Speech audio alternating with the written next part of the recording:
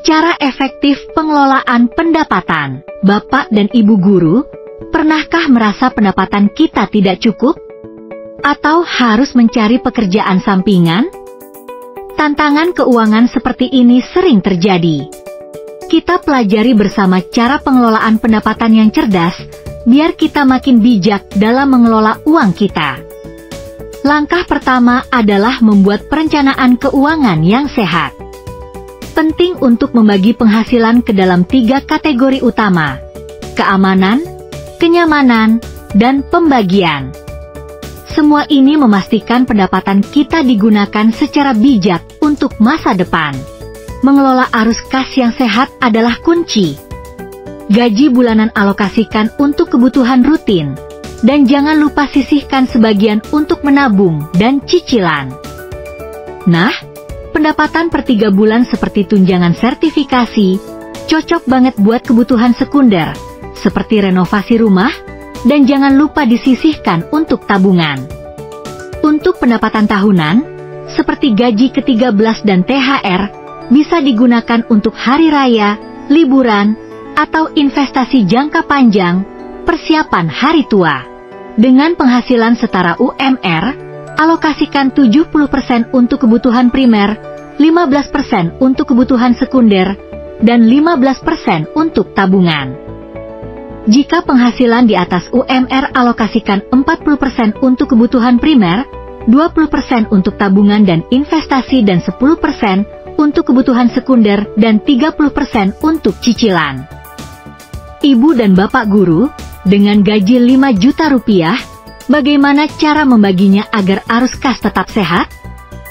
Pertama, alokasikan 2,5 juta untuk kebutuhan primer seperti makanan dan transportasi.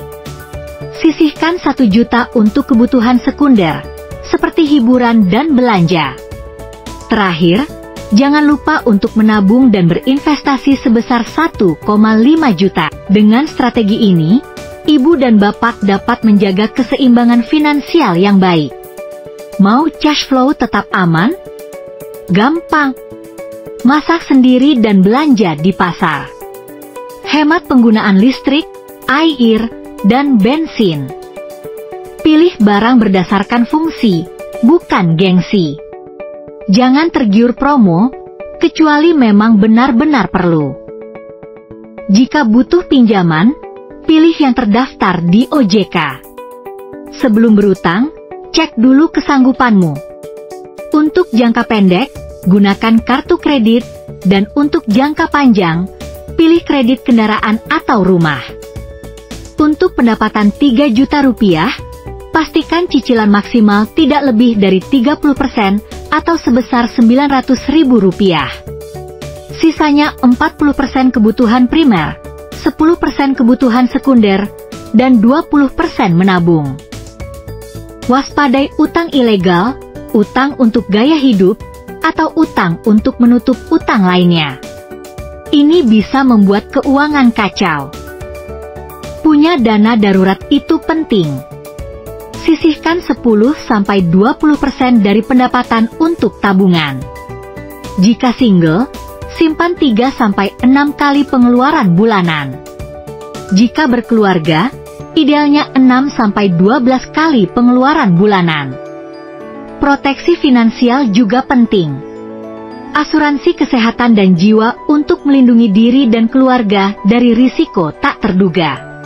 Sisihkan tunjangan per 3-6 bulan atau gaji ke-13 untuk kebutuhan besar seperti membeli rumah, mobil, atau liburan.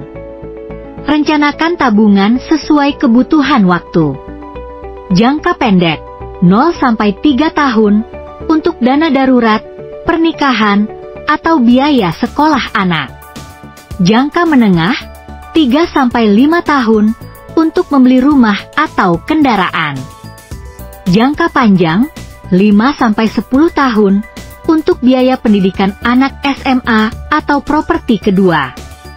Jangka sangat panjang, lebih dari 10 tahun, persiapkan dana pensiun atau sekolah anak ke jenjang S1. Selain menabung, coba investasi aset real seperti rumah untuk disewakan, usaha kecil, atau lahan pertanian. Ini bisa jadi sumber penghasilan tambahan. Ingat, suatu saat kita akan pensiun. Siapkan dana pensiun mulai sekarang agar masa tua kita nyaman. Minimal, sisihkan 10-20% dari pendapatan bulanan untuk investasi jangka panjang. Bapak dan Ibu guru, kini saatnya kita ambil langkah nyata. Dengan pengelolaan pendapatan yang cerdas, masa depan keuangan kita akan lebih terjamin. Yuk, mulai atur cash flow dan persiapkan investasi sekarang.